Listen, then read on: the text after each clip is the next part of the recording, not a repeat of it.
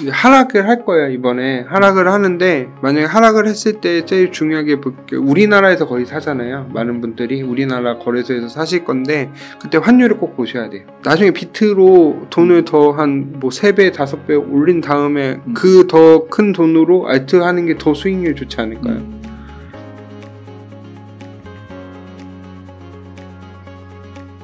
경제적인 측면을 항상 고려해서 봐야 돼요. 항상. 경제라는 거는 뭐 매크로를 말씀하시는 네, 저는 매크로만 보고 있어요. 그러니까 뭐 개별적인 이슈 뭐 이런 거. 종목을, 물론 비트코인이 제도권에 편입됐으면 그런 종목이나 섹터나 이런 게 있으면 되는데 아직 그 단계가 아니기 때문에 전체적인 매크로를 봐야 되는 게 중요한 이유가 우리나라만 비트코인을 투자하는 게 아니에요.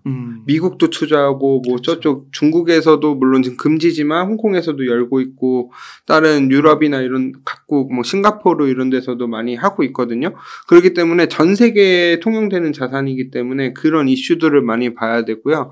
여기 비트코인 단기 분석 반등 차트를 보시면 말씀은 4년 주기라고 말씀드렸는데 실제로 비트코인이 크게 올라가는 시점이 보면은 항상 미국 대선 전이에요. 대선 전에 항상 올라갔어요. 그럼 지금 사이클도 보면은 왠지 잘 보세요. 지금 이제 금리를 서서히 이제 동결하고 올해 뭐 안 내린다고 하더라도 내년에 내린다고 하면은 그 금리가 처음에 떨어졌을 때는 하락을 할 거예요. 물론 금리가 떨어졌을 때 뭐 경기 침체 이유든지 여러 가지 이유로 떨어지는데 금리 인상이 끝나갈 때쯤에 항상 올라가거든요. 근데 지금 시기로 봤을 때 금리 인하가 내년 초에 시작이 된다고 하거나 아니면 올해 말에 시작하거나 올해 시작된다고 하면은 내년 대선 때쯤에는 나쁘지 않은데 항상 그 사이클에 맞춰서 움직여지는 것 같아요. 그리고 또 하나 보시면은 여기 항상 크게 상승한 뒤에 50% 막 70%씩 하락했잖아요. 그럼 여기 보실 때 2015년도에는 중국이 그때 막 펀드 엄청 유행했었잖아요. 우리나라에서. 그때 하락을 했는데 맞아요. 여지없이 비트코인도 같이 떨어졌었고 코로나 때 엄청 이때도 72% 빠졌거든요. 그리고 이런 걸 봤을 때 이번에도 딱 보면은 이제 은행이 파산해서 좀 더 진짜 심각하게 위기가 가든지 아니면은 이제 경기 침체가 FOMC 의사록에서도 이제 미국의 이제 연준 의원들도 인정을 했잖아요. 이제 경기 침체가 올 거다. 근데 하지만 약하게 올 거다. 하지만 어쨌든 경기 침체는 침체예요. 그렇기 때문에 하락 조정이 무조건 오기 때문에 이런 매크로 이슈들이 동반되면서 빠지기 때문에 항상 저는 경제적인 측면도 계속 봐야 되고 그렇기 때문에 이제 뭐 달러 인덱스 같은 것도 챙겨보고 환율 변화도 한번 챙겨보고 미국의 주식 변화들도 일부러 투자는 안 하고 있지만 챙겨보고 있습니다. 대선 전에 네. 대선과 맞물렸다는 거는 네.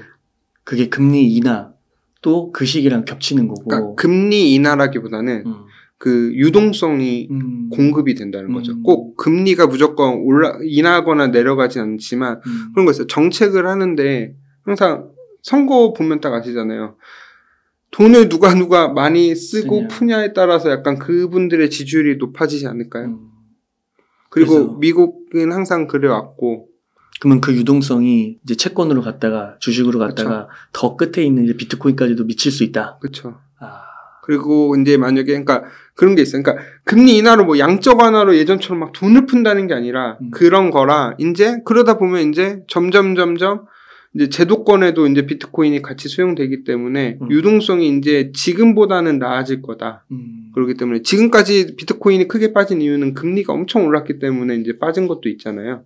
그렇기 때문에 뭐 옛날처럼 막 금리가 막 1%대로 가갖고 떨어진다 이런 게 아니라 그런 경제가 반등을 한다든지 그런 유동성이 증가한다든지 그런 경제적인 이슈도 같이 포함되어 있다. 그런 거 찾아보는 것도 실제적으로 꼭 투자를 안 하더라도 경제 공부하는 데 굉장히 도움이 될 것 같아요.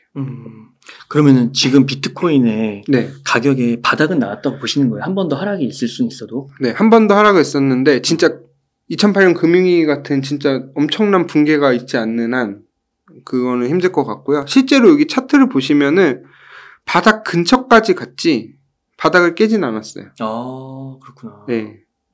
그렇기 때문에 여기 바닥을 거의 근접해서 가요. 그렇기 때문에 제가 15,000 아까 500이었잖아요. 그러니까 한 16,000까지도 갈 수도 있는데 어떻게 될지 모르니까 분할로 계속 사셔야 된다고 얘기를 한 거고 실제로 거기까지 안 가고 올라갈 수도 있기 때문에 그거는 그렇죠. 지켜봐야 되는 거죠. 아, 그렇군요.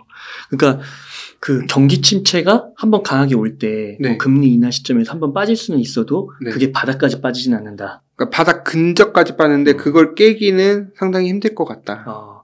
그러니까 지금 주식시장도 네. 그 매크로를 보시는 분들은 네, 그렇죠. 이미 그 이제 경기 침체 뭐 미국이 뭐 3분기나 4분기나 네. 뭐 내년 초에 금리 네. 인하가 오면서 한 번 더 떨어질 수 있다고는 보지만 저점은 작년도 11월, 12월 네. 주식시장의 바닥은 그때로 잡더라고요. 네. 거기까지 갈 수는 있지만 깨진 않는다고 거의 대부분 얘기하시잖아요. 똑같아요. 맞아요. 비트코인도. 그렇군요. 그러니까 비트코인 이런 경제적인 매크로의 영향을 받는다. 네. 자유로운 건 아니다. 네, 그렇죠. 막 주식시장 다 떨어지고 경제 나쁜데 막 혼자 막 한 번도 하락 없이 막 날아가고 막 그러진 않는다. 그러니까 그런 걸 있죠. 막 진짜 전쟁이 나갔고 전 세계가 망해갖고 막 진짜 통화 같은 거를 화폐 같은 거를 아무것도 막 할 수가 없어요. 통제를 할 수가 없는 상황이면 비트코인이 대체가 돼서 올라갈 수는 있겠죠. 그렇죠. 근데 기본적으로 금융이 무너지는데 비트코인이라고 버티는 것 자체가 그러니까 일시적으로 뭐 디커플링이 날 수는 있지만 그거를 결국에는 같이 따라갈 수밖에 없다라는 걸 꼭 기억해 주셨으면 좋겠어요. 네.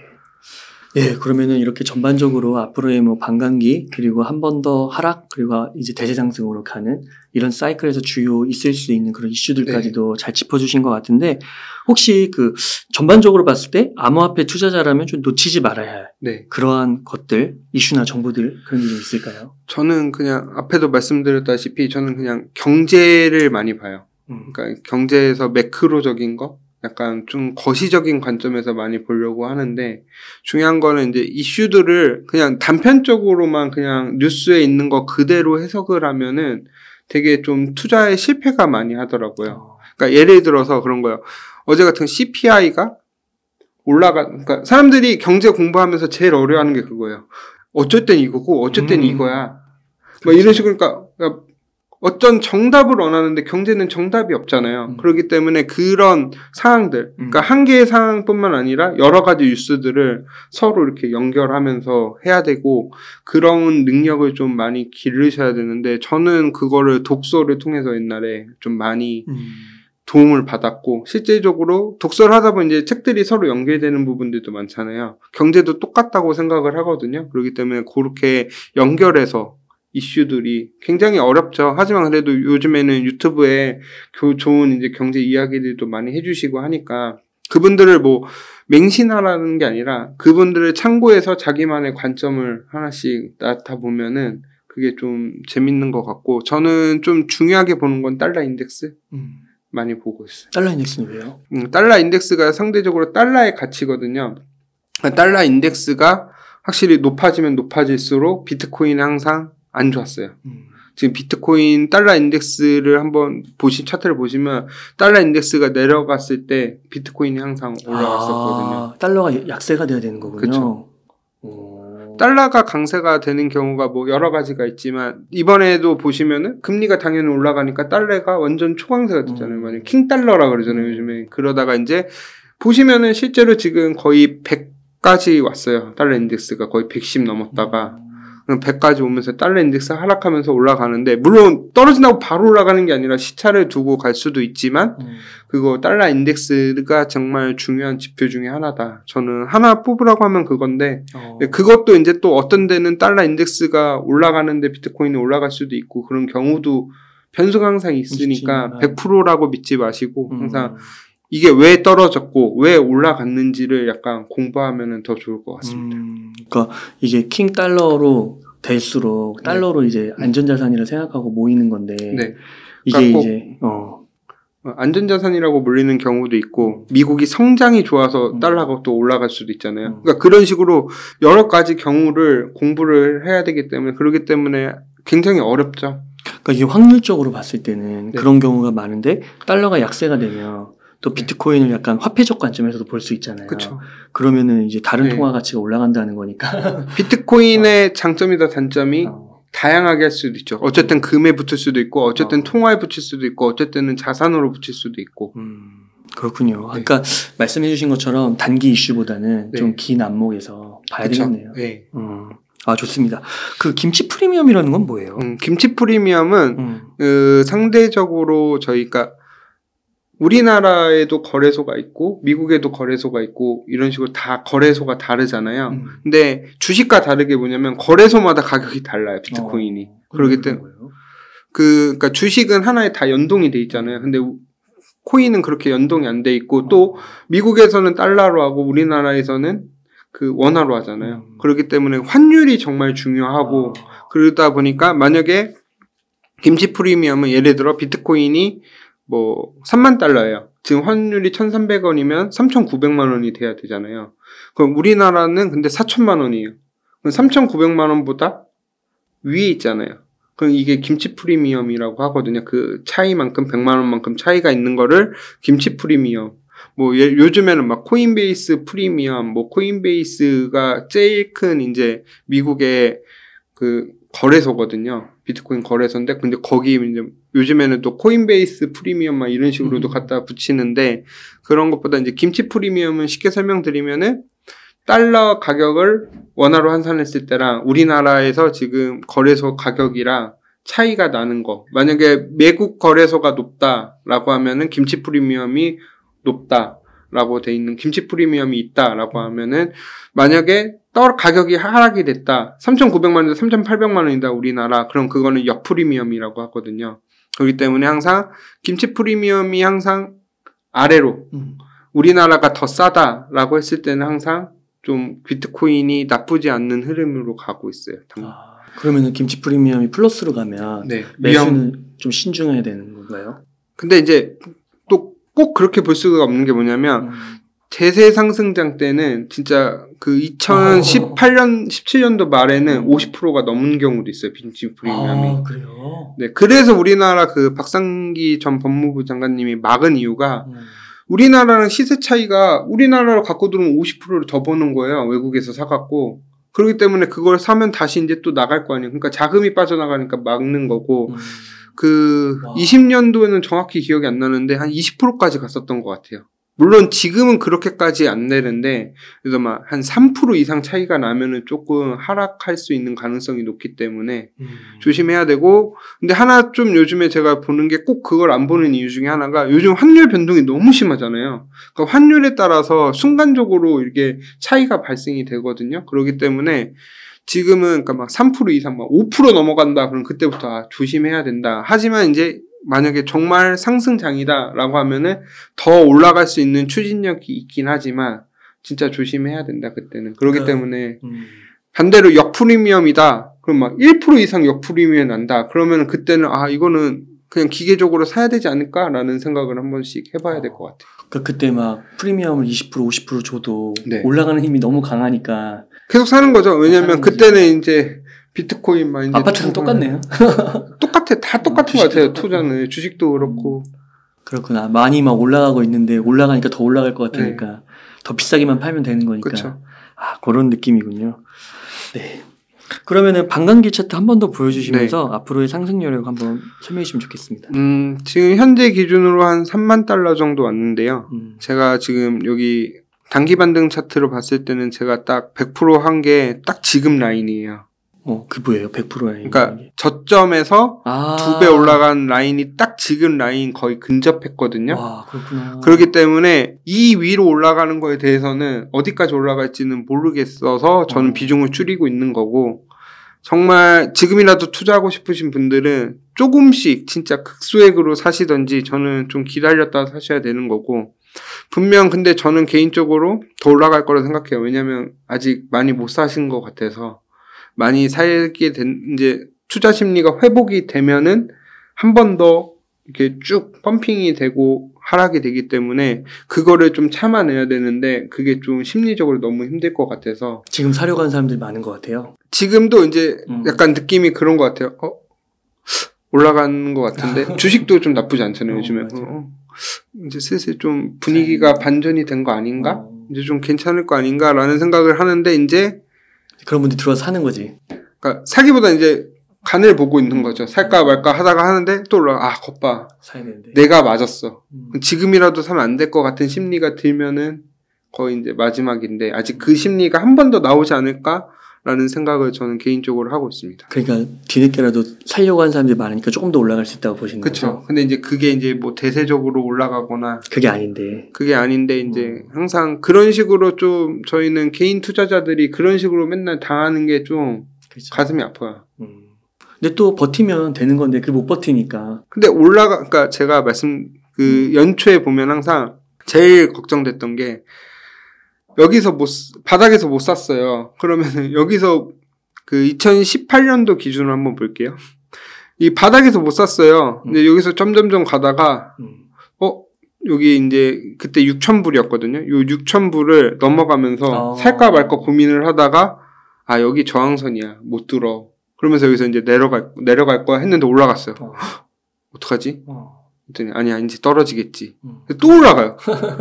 겉봐 지금이라도 사야 돼 라고 했을 때 그렇기 때문에 여기 보시면 윗꼬리가 굉장히 많이 있지 않아요? 그렇구나. 여기도 보시면 올라갔다가 윗꼬리가 굉장히 많잖아요. 그렇기 때문에 이번에도 올라가면 약간 여기 위에 꼬리들이 여기 되게 조그만 것처럼 보이지만 꽤 커요. 자세하게 뭐 일봉 차트로 보면은. 그렇기 때문에 이런 꼬리들이 하나씩 있지 않을까라는 생각이 있어서 안 사셨으면 꾸준히 하시고 비중이 너무 많으시면 줄여셔도 되는데 내가 끝까지 뭐 한 1, 2년 더 가져갈 수 있는 자신이 있다 라고 하신 분들은 한 거고 또 제가 틀릴 수도 있잖아요. 계속 진짜 지금부터 올라갈 수도 있는 거고 그거는 모르는 거기 때문에 본인들의 판단에 따라서 좀 난 너무 불안해서 잠을 못 자겠다 지금 그러면은 파셔야 되는 거고 저는 요즘 너무 편하게 하고 있어갖고 이때는 거의 2018년도에는 정말 지옥 그 자체였는데 19년도에 처음 또 경험하신 거고 그때 너무 힘들었죠. 하루하루 그게 너무 힘들었는데 지금은 너무 편하게 이렇게 투자를 하고 있어서 지금은 좀 조심해야 될 시기가 아닐까. 그 고생하고 그 편하다고 하는 게 사실 지금 들어오시는 분들이 한 번도 경험해보지 않으신 분들이 그걸 다 가져간다고 하면 그건 인생이 좀 불공평한 것 같아요. 근데 중요한 거는 힘드신 분들이 굉장히 많고 제가 직접 그걸 다 경험을 했기 때문에 저는 그분들이 얼마나 힘든지 알기 때문에 조심하셔야지. 만약 그분들은 진짜 힘들고 많이 물려 계신 분들은 그냥 버텨야 된다고 생각을 해요. 또 호필님이 오늘 얘기해 주신 게 뭐 비트코인이 떨어진다고 하지만 그게 진짜 뭐 완전한 끝남이 아니라 그쵸. 대세 상승장으로 뭐 2억 6천까지도 보시는 거잖아요. 네. 그러면 뭐 지금 사도 10배네요. 추진력을 위해서 이제 한번 좀 쉬어가는 타이밍이라고 생각하시면 좋을 것 같아요. 5배 10배니까 뭐. 그러니까 참 그게 힘든 것 같습니다. 빨리 부자가 되고 싶어하는 그런 거랑 또 다시 연결되는 것 같고. 저도 처음 투자했을 때는 금방 부자 될 줄 알고 이렇게 했는데 항상 보니까 경험이 정말 중요한 것 같고 이게 좀 길게 보면은 되는데 항상 너무 짧게 보는 것 같더라고요. 근데 생각해보면 2년 전, 뭐 6년 전 되게 오래된 것 같은데 금방 가잖아요. 또 시간이. 그렇기 때문에 길게 보는 게 그렇게 나쁘진 않은 것 같아요. 네. 그러면은 지금 만약에 암호화폐 투자 포트폴리오를 꾸리신다면 한 1억 정도가 있어서 어떻게 좀 사시겠나요? 일단은 투자를 안 했으면 똑같이 말씀드리지만 현금 100%고 만약에 내가 비트코인 비중이 한 8, 90% 됐다. 그러면 한 30%에서 30% 정도 정리해서 한 60%, 50%에서 한 70% 정도는 갖고 가고 현금은 한 30에서 50% 가져갈 것 같고요. 만약에 나는 정말로 비트코인이 계속 올라갈 것 같고 믿음이 있다. 그래도 저는 80%에서 90%하고 10% 정도는 현금 무조건 있어야 된다라고 생각을 하고 있습니다. 알트코인은 안 사세요? 알트는 저는 월급에서 진짜 한 10만 원? 막 이렇게 한 종목 정도 10만 원 이렇게 사는데 그거 빼고는 아예 쳐다도 안 보고 있어요. 그렇구나. 왜냐면 물론 알트코인이 수익률이 더 좋은데 상승장 때 비트코인으로 수익 내고 난 다음에 알트코인 사도 안 늦기 때문에 그리고 저는 항상 중요한 게 트렌드가 계속 바뀌어요. 알트코인. 그래요. 그리고 재작년에 핫했던 코인이 다음에도 핫할 것인가? 라는 건 좀 의문이 있어요. 지난 장도 그렇고 그 전 장도 비교해 봤을 때 알트코인이 기존에 있던 코인들이 올라가기가 힘들어요. 물론 저점 대비는 많이 올라가겠지만 그게 뭐가 올라갈지도 모르겠고 차라리 그럴 거면 저는 새로 나온 코인들, 새로운 트렌드 그때 따라서 투자하는 게 낫지. 그리고 비트코인으로 안정적으로 자산을 불릴 수 있는 시기에 굳이 모험을 하면서까지 비트코인도 이렇게 변동성이 큰데 굳이 알트코인까지 지금 해야 되나? 라는 생각은 좀 있고. 그건 어떻게 생각하세요? 비트코인이 그 막 3만 불 이렇게 되면 4천만 원 되고 비싸다. 네. 그렇게 생각할 수도 있잖아요. 그래서 지금 이더리움 올라가고 있잖아요. 그래서 비트코인 못 사니까 이더리움이 간 거고. 근데 그게 비싸다고 하는 개념이 맞는 건가요? 왜냐면 쪼개서 살 수 있잖아요. 그러니까 그거죠. 그러니까 비싸다는 개념이 일단은 근데 처음 투자를 하시는 분들은 아무것도 모르는 상태에서 딱 보면 가격만 보잖아요. 그러니까 당연히 그래서 리플이 그렇게 핫했던 거고 옛날에. 싸서.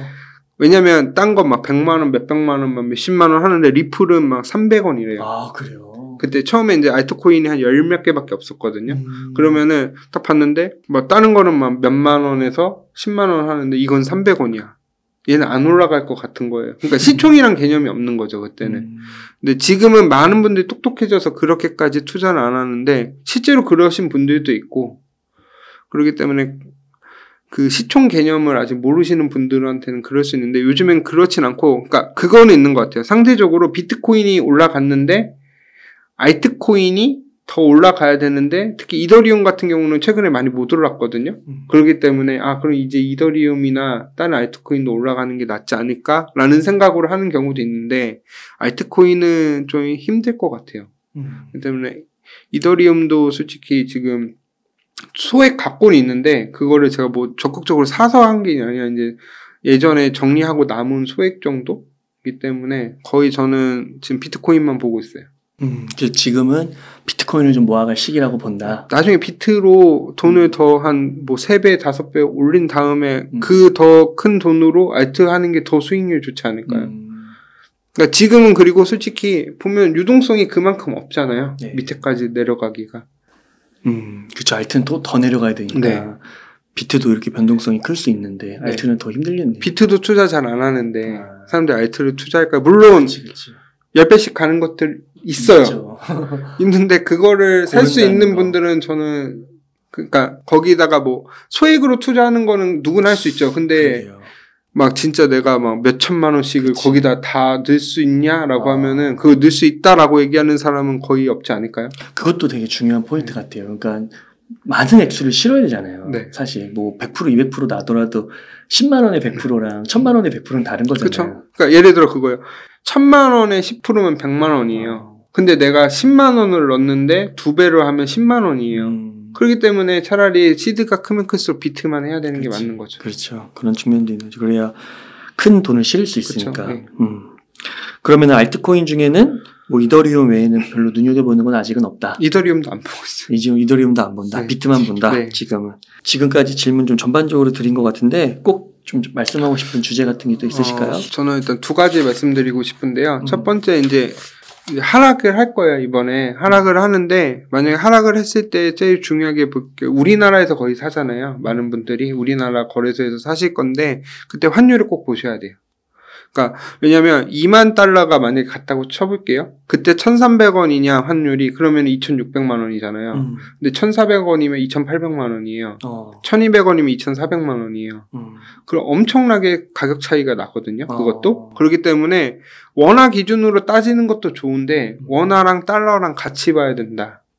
그런 차트를 꼭 한번 보시고 두 번째는 아까도 말씀드렸다시피 심리적인 거. 그러니까 내가 지금 너무 힘든 시기다 그러면 끝까지 버텨낸다라는 마음을 가지고 있고 내가 지금까지 잘해왔다라고 해서 자만하지 말고 항상 겸손하게 저는 해야 된다고 생각을 하거든요. 지금까지 운이 좋아서 그런 거일 수도 있기 때문에 어떤 변화에 대해서 크게 막 너무 깊게 감정이 들어가면은 한번 꼬이기 시작하면은 진짜 걷잡을 수가 없었거든요.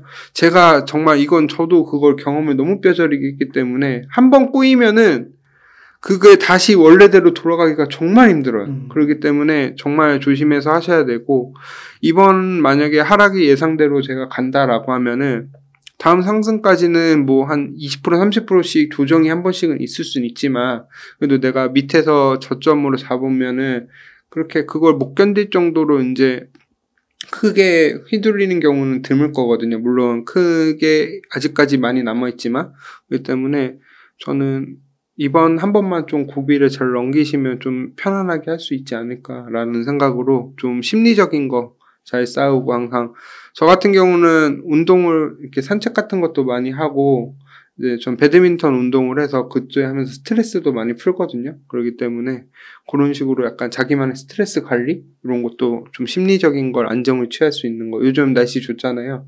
공원에 자주 놀러 다니고 이런 것도 좋은 것 같습니다.